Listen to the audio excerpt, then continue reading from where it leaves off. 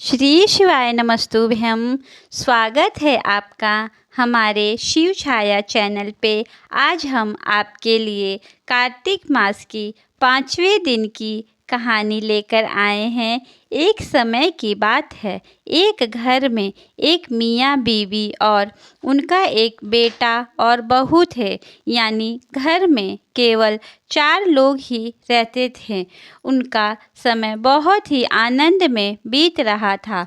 कुछ समय बाद सास ने गंगा स्नान करने का मन बनाया अपने पति के साथ, पर सास ने अपने बहू बेटे को ले जाने का मन नहीं बनाया और ना ही उनके बारे में सोचा। उधर बहू को जब पता चला तो बहू मन में सोचने लगी, भगवान, मैंने ऐसा कौन सा पाप किया है जो मैं गंगा स्नान करने से वंचित रह रही हूँ। सास ससुर गंगा स्नान के लिए काशी जाने के लिए तैयारी करने लगे। तब बहू ने सास से कहा, माँ, आप अच्छी तरह स्नान करने की अपनी यात्रा करना। लगता है मेरे अशुभ कर्म हैं जो मैं आपके साथ नहीं जा पा रही हूँ। सारी तैयारी होने के बाद सास ससुर काशी के लिए रवाना हो गए। मन ही मन बहू अपने कर्मों को कोस रही थी। आज मेरे से कोई भी पुण्य कर्म होता तो मैं भी गंगा स्नान करने को जाती। बहू अपने मन को तसल्ली देकर वह घर में ही रही। इधर उसकी सास गंगा जी में स्नान कर रही थी। करते करते घर में रखी अलमारी की तरफ उनका ध्यान गया और उन्होंने मन में सोचा, अरे, अलमारी तो मैं खुली छोड़कर आ गई हूँ।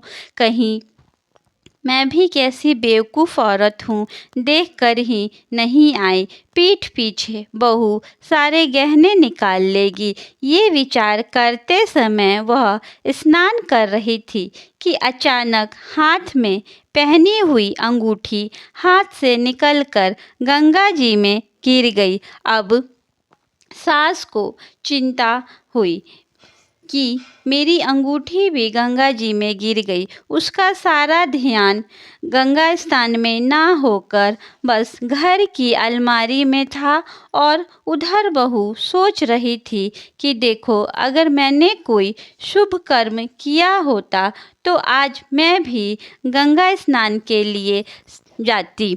सासू माँ कितनी पुण्य आत्मा है जो गंगा स्नान कर रही है।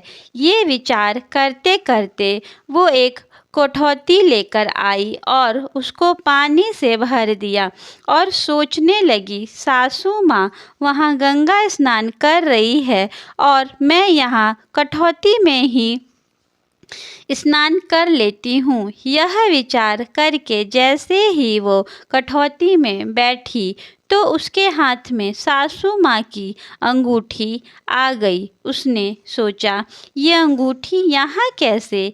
यह तो सासू माँ पहन कर गई थी। इतना सोचकर उसने अंगूठी को अलमारी में सुरक्षित रख दिया और सासू माँ के आने पर अंगूठी देने का विचार बनाया।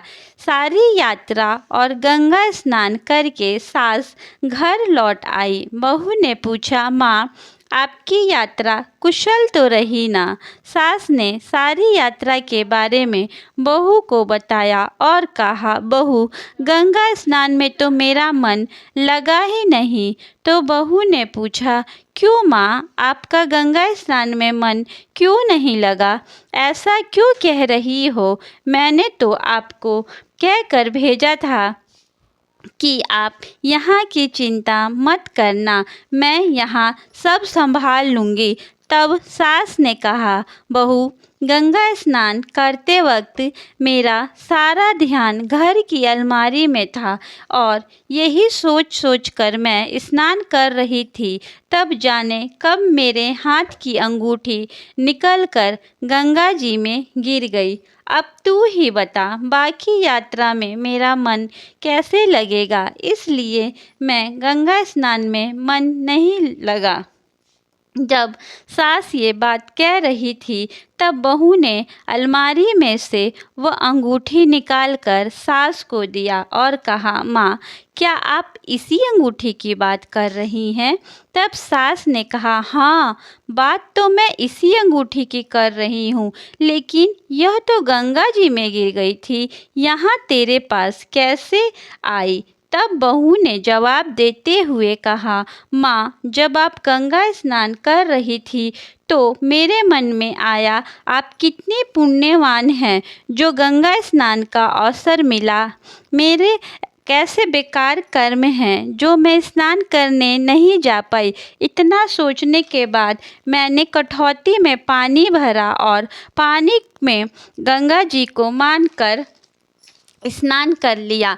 जैसे ही मैंने ऐसा सोचा और कठौती के पानी में स्नान करने लगी तो आपकी अंगूठी मेरे हाथ में आ गई। तब सास ने कहा, बहू, मैं बताती हूँ कि कठौती में अंगूठी कैसे आई। सास ने बताया, देखो बहू, मन चंगा तो कठौती में गंगा। मैं गई तो गंगा स्नान के लिए, लेकिन मेरा मन घर की अलमारी में लगा हुआ था और मन में विचार कर रही थी कि कहीं मैंने अलमारी खुली तो नहीं छोड़ दी, कहीं बहू अलमारी से गहने ना निकाल ले। ऐसे बुरे विचार मेरे मन में आए। मेरे बुरे विचारों के कारण मेरे हाथ की अंगूठी भी मेरे हाथ से निकलकर तेरे शुद्ध भाव होने के कारण तेरी कठौती में आ गई। हे गंगा मैया, जैसे बहू के मन में शुद्धता है, ऐसी कहानी सुनने वाले को, कहानी में हुंकार भरने वाले को, सबके मन में ऐसी शुद्धता का भाव हो। जय गंगा मैया, जय जय कार्तिकेय महाराज की।